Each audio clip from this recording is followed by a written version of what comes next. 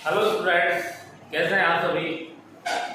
आशा और उम्मीद करता हूं कि सभी स्वस्थ होंगे।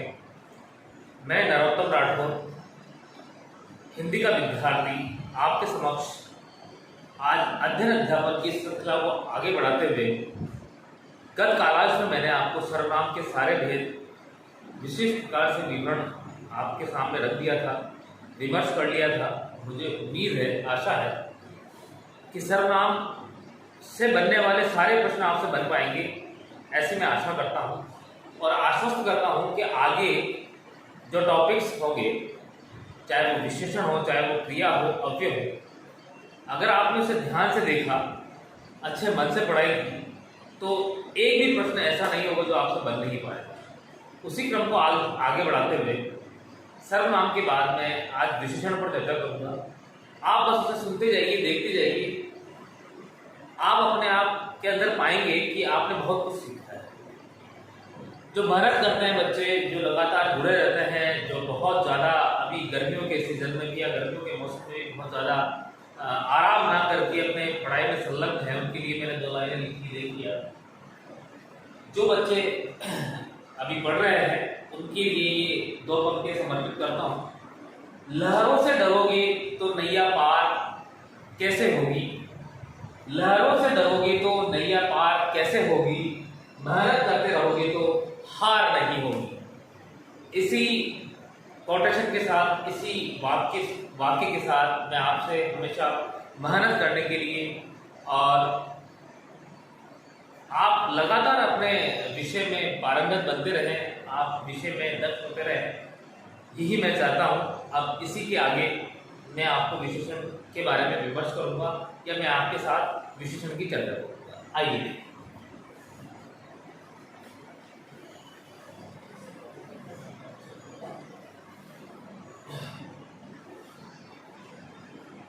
संज्ञा और सर्वनाम के बाद तीसरा महत्वपूर्ण टॉपिक आता है विशेषण।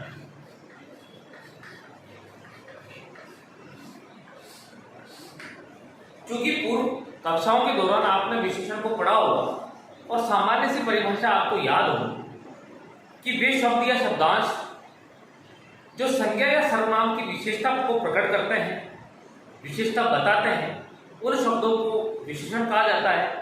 ये एक सर्वमान्य परिभाषा है जो आपने आज से नहीं, पूर्व कक्षाओं के दौरान भी आपने अध्ययन किया होगा। फिर भी मैं एक बार परिभाषा आपको लिखवा देता हूं ताकि आप इसे नोट कर लें। देखिए, विशेषण परिभाषा, वे शब्द या शब्दांश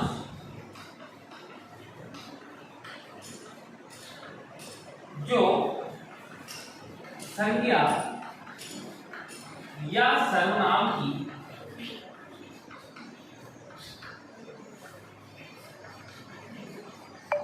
विशेषता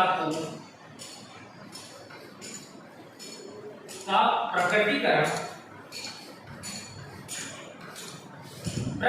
का मतलब प्रेजेंट करते हैं ना, करते हैं, विशेषण कहलाता है।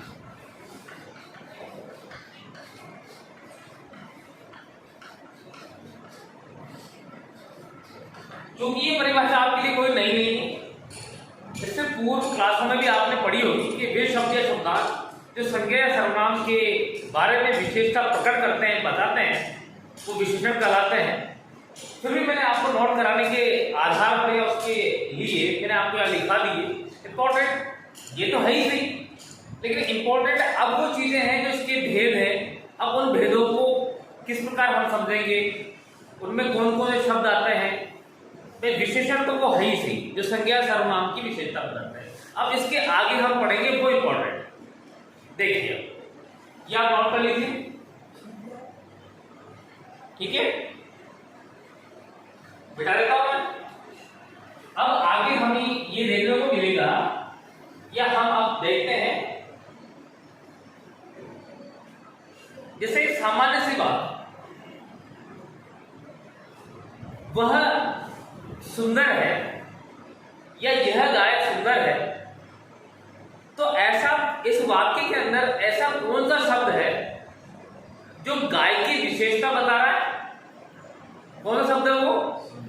तो ये सुंदर जो शब्द हुआ वो विशेषण हुआ। अब हमें इन विशेषण शब्दों को डिफाइन करना है कि जो विशेषण के भेद है, वस्तुतः विशेषण के 4 भेद आपके पाठ्यक्रम में है, तो कौन सा शब्द किस भेद से रिलेटेड है, बस यही डिफाइन करना है।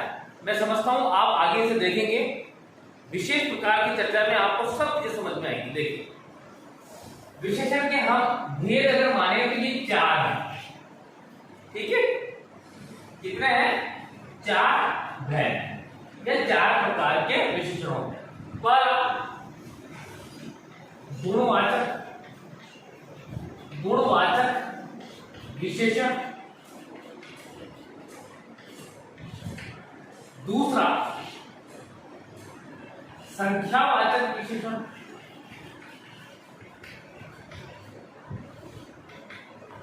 तीसरा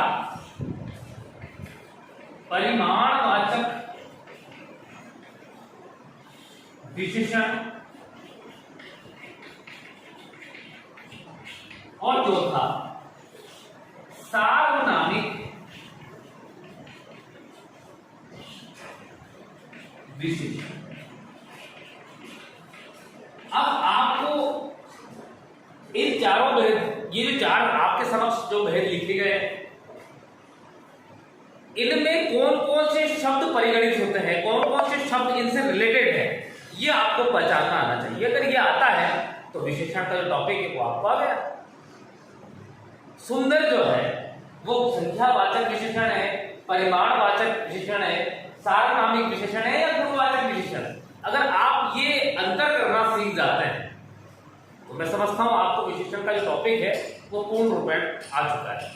अब हम इन चारों भेदों को एक एक करके आपके सामने विमर्श करेंगे, आपके सामने रखेंगे एक एक चीजों को।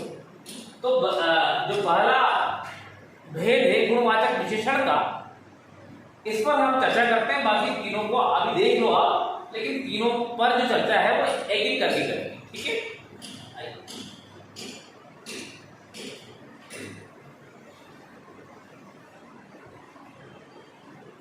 गुणवाचक, भाई विशेषण तो वे शब्द हो गए जो संज्ञा या सर्वनाम की विशेषता बताते हैं, पर ये गुणवाचक विशेषण क्या है भाई? इंपॉर्टेंट अब ये है, तो इसकी परिभाषा को थोड़ा सा देखें आप। वे शब्द जो विशेष के आकार,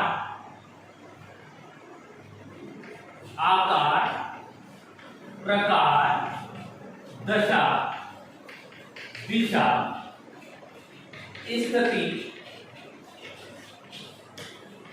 अवस्था, गुण, दोष को प्रकट करे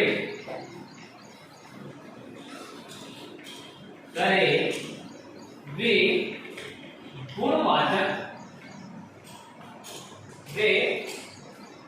गुणवाची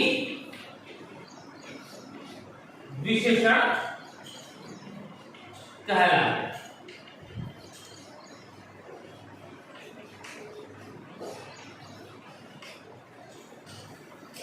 देखिए आप पढ़िए इसे एक बार समझिए।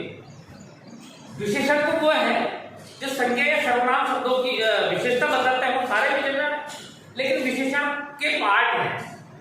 इसमें पहला पार्ट है गुणवाचक विशेषण। अब गुणवाचक विशेषण में कौन कौन से शब्द देखें? वे शब्द जो अपने विशेष्य, विशेष्य किसे कहेंगे? जिसके बारे में बात चल रही है। वे शब्द जो अपने विशेष्य के आकार, प्रकार, दशा, दिशा, स्थिति, अवस्था, गुण, दोष को या गुण दोष का प्रकटीकरण करें, वे सारे ही शब्द क्या कहलाएंगे? गुणवाचक विशेषण। जैसे मैं आपको एक उदाहरण या एक लाइन के द्वारा मैं समझाता हूं। यहां पर लिखो, आप पहले इस परिभाषा को नोट करें। अब देखिए उदाहरण, देखिए नोट कीजिए।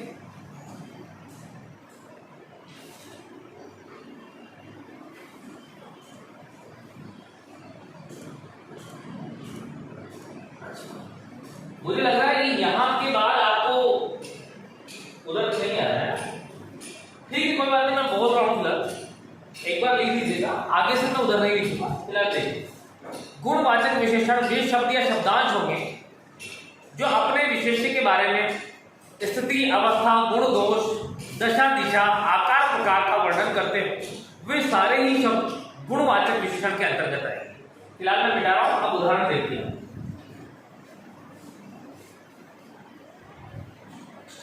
देख उदाहरण देखिए, वह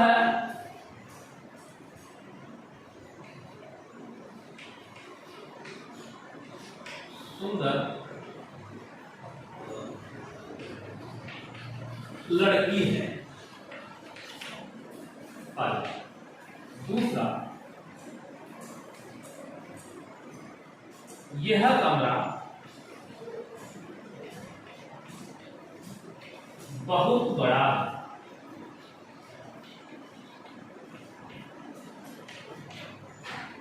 आप देखिए, वह सुंदर लड़की है, वह सुंदर लड़की है। अब इस वाक्य में ऐसा कौन सा शब्द है जो लड़की की तारीफ कर रहा है? भाई लड़की के बारे में बता रहा है, ऐसा शब्द कौन सा है बताइए, बोलिए। सुंदर, यह वह शब्द है जो लड़की के गुण और दोष के बारे में आपको बता रहा है। तो गुण और दोष की चर्चा हो रही, तो सुंदर शब्द कौन सा विशेषण हुआ? गुणवाचक विशेषण हुआ। आगे देखिए, यह कमरा बहुत बड़ा है। कमरे के बारे में क्या बताया गया है? क्या बताया गया? कमरे की विशेषता क्या बताई गई है? बहुत बड़ा है। तो ये जो बहुत बड़ा शब्द है, ये आपका क्या हुआ? गुणवाचक विशेषण। वैसे विशेषण तो बड़ा है, लेकिन बहुत जो है ये प्रविशेषण है। क्या है? प्रविशेषण। इसके बारे में चर्चा मैं आगे वाले कालांश में करूंगा, पर अभी यहाँ पर आपने पूरा विशेषण के रूप में देखना है। तो ये गुणवाचक विशेषण हुआ। भाई कमरे की स्थिति, आकार, व्यवस्था के बारे में बात कर रहे हैं, यहाँ पर लड़की की सुंदरता के बारे में बात कर रहे हैं, तो उसके गुणों के बारे में बात कर रहे हैं। यस और नो? तो मैं समझता हूँ गुणवाचक विशेषण इस प्रकार के शब्द आते हैं। और मैं दो चार उदाहरण देखिए,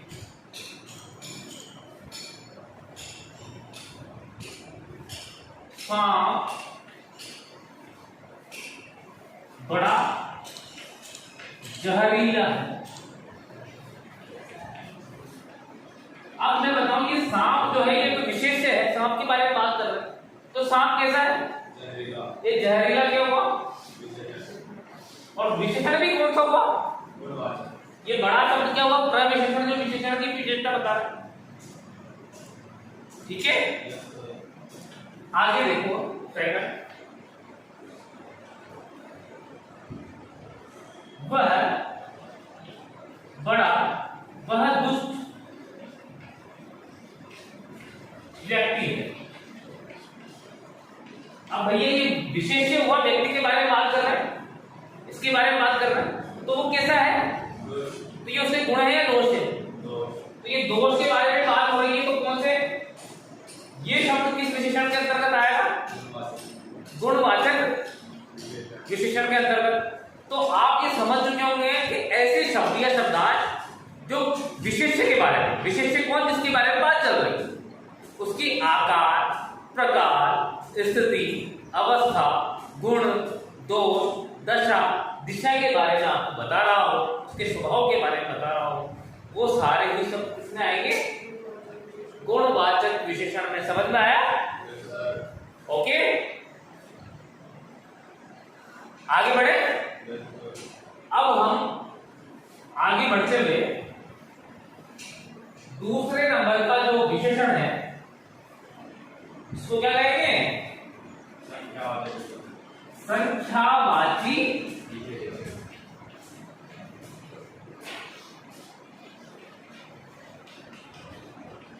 विशेषण की चर्चा करें। संख्यावाची विशेषण की चर्चा, ठीक है। अब देखिए, गुणवाचक विशेषण में वे शब्द थे जो अपने विशेष्य के बारे में, गुण, दोष, स्थिति, अवस्था की बात कर रहे थे। संख्यावाचक जैसे कि नाम से पता लग रहा है। अब देख यहां पर क्या है, वे शब्द, परिभाषा के बारे में बात कर रहे हैं, वे शब्द जो विशेष्य को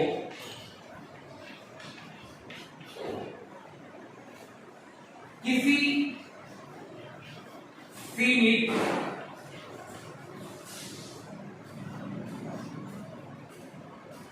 या असीमित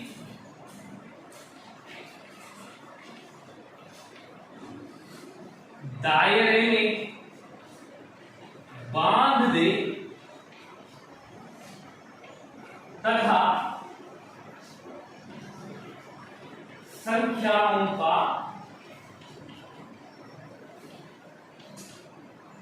बोध कर, ऐसे शब्द संख्यावाची विशेषण कर रहे हैं। ऐसे शब्द उदाहरण बता देता हूं, एक गिलास पानी ले आओ, एक लोटा जल ले आओ। ये लोटा तो संख्या शब्द है, लेकिन ये एक क्या है भैया, संख्यावाची शब्द है। और संख्यावाची भाई ये लोटा जो है ना, इसको फिक्स किया जा रहा है, सीमित किया जा रहा है, भाई एक लोटा ही लाना है जल। तो इस लोटे की विशेषता क्या हो गई, एक। भाई जो संज्ञा शब्द क्या है, लोटा। लोटे की जो विशेषता बता रहा है, अर्थात संज्ञा शब्दों की जो विशेषता बताएगा वो क्या कहलाएगा, विशेषण। तो एक लोटा जल ले आओ, तो लोटा संज्ञा शब्द है। अब ये एक क्या है, उसको सीमित कर रहा है, भाई एक ही लाना है, दो चार लोटे नहीं लेके आना, एक लोटा फिक्स किया जा रहा है भाई। और देखो पढ़ो इसमें, वे शब्द जो विशेषण को किसी सीमित या असीमित दायरे में बांध दे और संख्याओं का बोध कराए, वो सारे ही शब्द क्या कहलाएंगे, संख्यावाची विशेषण। जैसे मैंने आपको उदाहरण बताया, अब मैं आपको लिखकर उदाहरण बता देता हूं।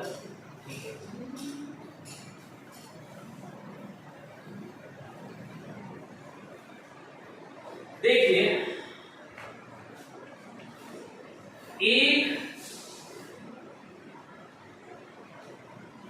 एक सप्ताह कार्य चला,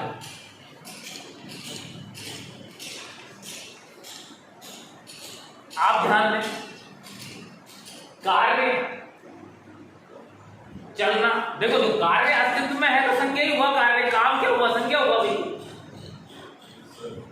चला क्रिया है, लेकिन एक सप्ताह, अब सप्ताह एक गणितीय शब्द है बेटा, संख्यावाची शब्द है। सप्ताह का मतलब होता है 7 दिन। तो ये जो कार्य है ये 7 दिनों में चल रहा है। इस कार्य की क्या विशेषता बताइए, 7 दिन में होगा ये। Yes sir. तो ये कौन सा विशेषण हुआ, एक सप्ताह संख्यावाची विशेषण। और देखिए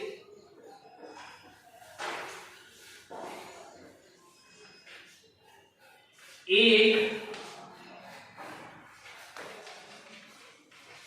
पुस्तक खरीदी, पुस्तक चूंकि संख्या शब्द है, अब कितनी पुस्तक, इस पुस्तक को सीमित कर रहा है, 1 2 4 कितनी खरीदी, एक। तो इस संख्या शब्द के सामने ये विशेषण बनकर के सामने आया। ये एक शब्द संख्यावाची शब्द क्या बन के आ रहा है, भाई संज्ञा शब्द की विशेषता को तो प्रकट कर रहा है, एक पुस्तक। तो ये एक शब्द क्या हुआ बेटा, संख्यावाची विशेषण। Yes sir.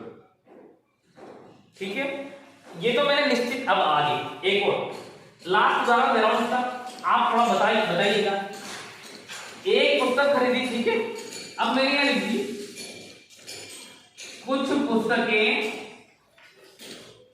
खरीदी। अब मुझे बताइए कौन सा विशेषण, संख्यावाची।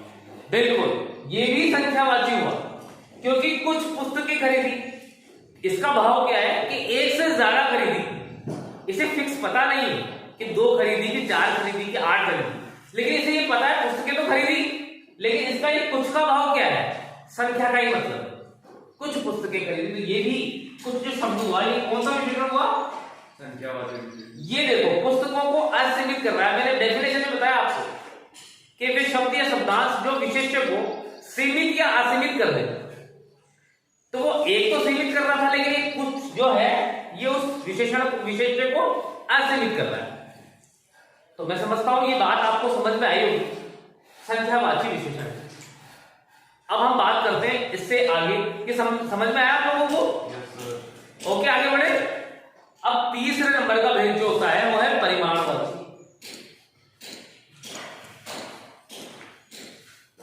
कौन सा हुआ तीसरे नंबर का भेद?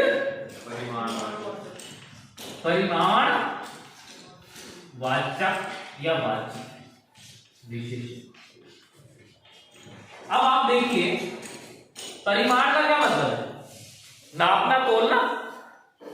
परिमाण का मतलब क्या है? नापना तोलना, यही तो होता है। Yes, sir. अब इस विशेषण की अगर हम परिभाषा की बात करें तो क्या होगा? वे शब्द जो विशेष्य के परिमाण यानी परिमाण या नाप तोल आकार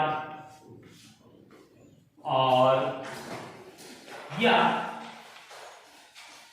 निश्चित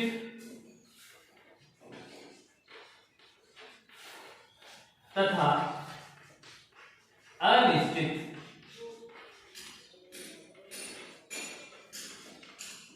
इकाई के बारे में जानकारी है।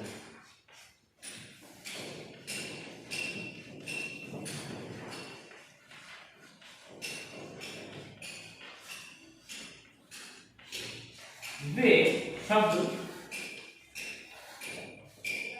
परिमाण वाची विशेषण करते हैं।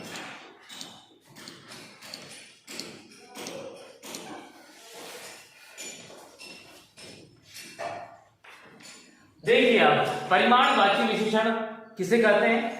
वे शब्द जो अपने विशेष्य मतलब विशेष्य कौन जिसके बारे में बात कर रहे हैं, वे शब्द जो विशेष्य के बारे में परिमाण यानी उसके नापतोल या नापतोल आकार या निश्चितता या अनिश्चितता की इकाई के बारे में जानकारी दे, ऐसे शब्द क्या कहलाएंगे? परिमाणवाची विशेषण। उदाहरण से आपको और स्पष्ट हो जाएगा, एक बार लिख ले, नोट कर ले, नोट कर लीजिए।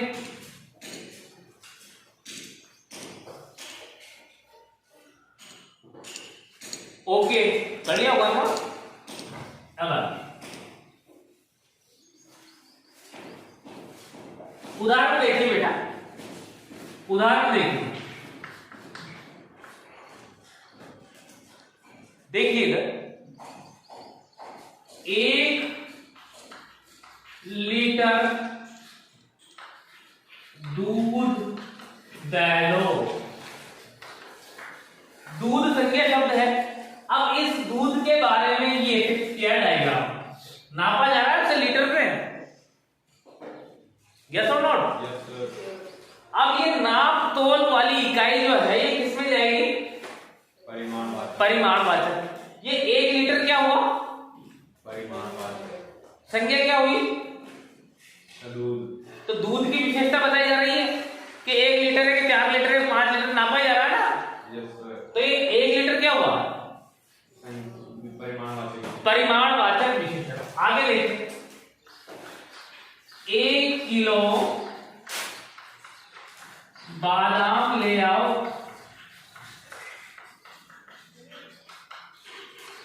ये बादाम संख्या शब्द है।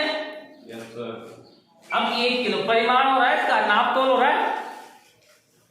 1 किलो क्या होगा? नाप। नहीं, विशेषण कौन सा हुआ है? परिमाणवाचक। परिमाणवाचक विशेषण। विशेषण। परिमाणवाचक विशेषण का सीधा मतलब है कि भाई जो चीज है ना उसका वजन, उसका आकार प्रकार, उसकी क्या स्थिति है उसके बारे में भाई जो नापा जा सके। देखो ये इधर देखिए,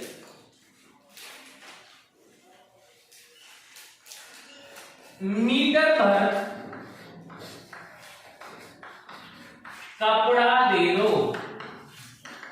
अब बोलो ये मीटर पर क्या है? ये कपड़े का नापने की इकाई है। Yes sir. कपड़े की नापने की इकाई क्या होती है? मीटर। तो 1 मीटर को कहो या तो 1 मीटर कपड़ा दे दो या तो बोलते हैं मीटर भर कपड़ा दे दो। मतलब कपड़े को 1 मीटर आपको देना है, तो ये मीटर भर शब्द जो है ये क्या हुआ? एक परिमाण। परिमाणवाची विशेषण होगा। समझ में आ रहा है या नहीं? हाँ सर। पक्का? क्लियर करूं इसे? Yes sir. मिटा दूं? परिमाणवाचक विशेषण तो होंगे ही, संज्ञा शब्दों की विशेषता तो बताएंगे ही, लेकिन ये है कौन सा? ये परिमाणवाची। अगर कपड़ा बहुत सुंदर है, गुणवाची। Yes sir. ठीक है, तो ये आपको डिफाइन करना है गुणवाचक कौन सा है, परिमाणवाचक कौन, संख्यावाचक कौन सा है। अब अंतिम और महत्वपूर्ण विशेषण है, उसमें थोड़ा जोर लगाना पड़ेगा आपको उसे समझने के लिए। अगला जो भेद है वो देखिए,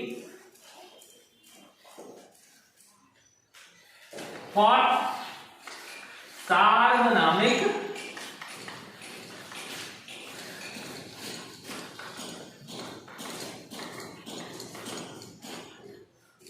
अब देखिए आप सार्वनामिक विशेषण, यस सर। इसमें क्या होगा? थोड़ा कंफ्यूजन है, देखिएगा बच्चों, आपको थोड़ा जोर लगाना पड़ेगा। देखिए वैसे तो कहा ही जा रहा है विशेषण तो वो है जो संज्ञा सर्वनाम के स्थान पर या संज्ञा सर्वनाम की विशेषता बताए, और सर्वनाम वो है जो संज्ञा की जगह पर काम करे, ये सर्वनाम होते हैं। सार्वनामिक विशेषण क्या है? वे सर्वनाम शब्द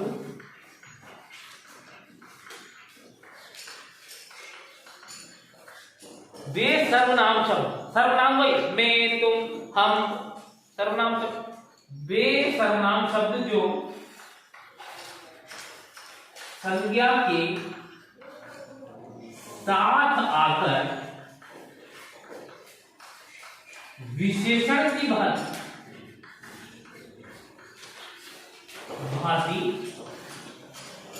कार्य करें,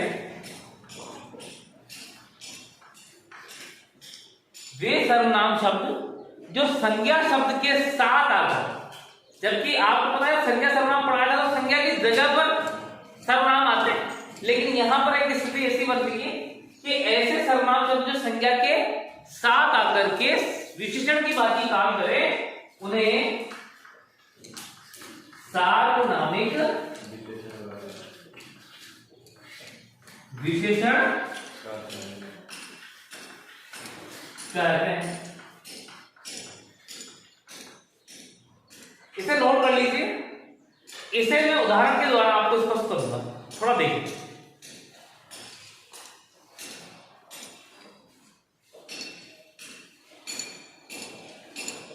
नोट कर लिया? ओके,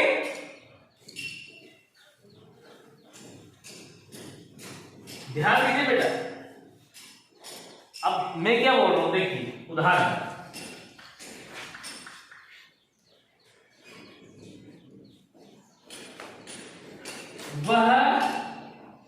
वह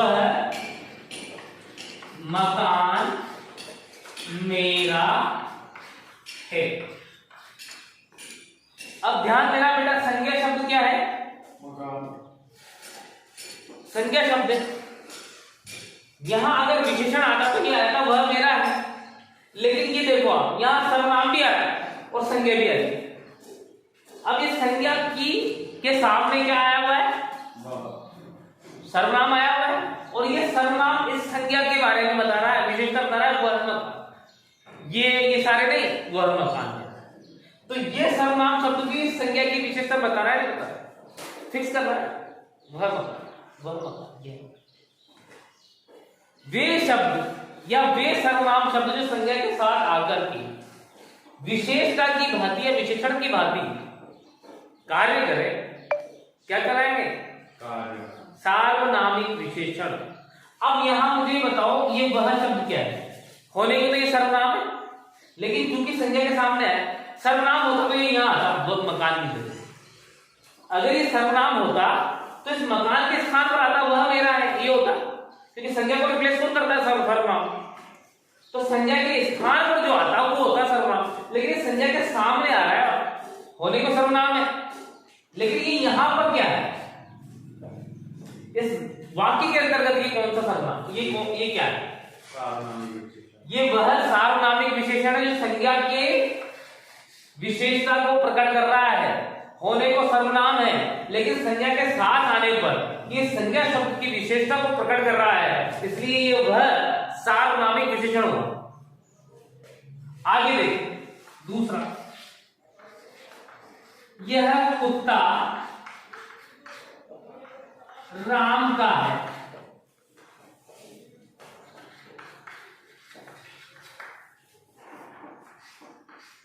भाई ये राम भी संज्ञा है, कुत्ता भी संज्ञा है, पर कुत्ते बहुत सारे हैं, यह कुत्ता है राम का।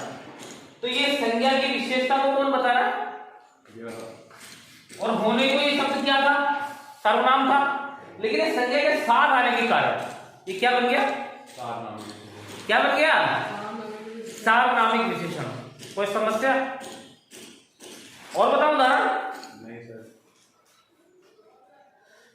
चलो एक और देख लीजिए आगे।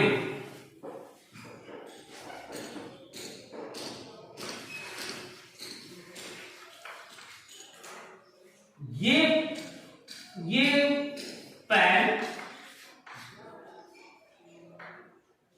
रूपाली का है,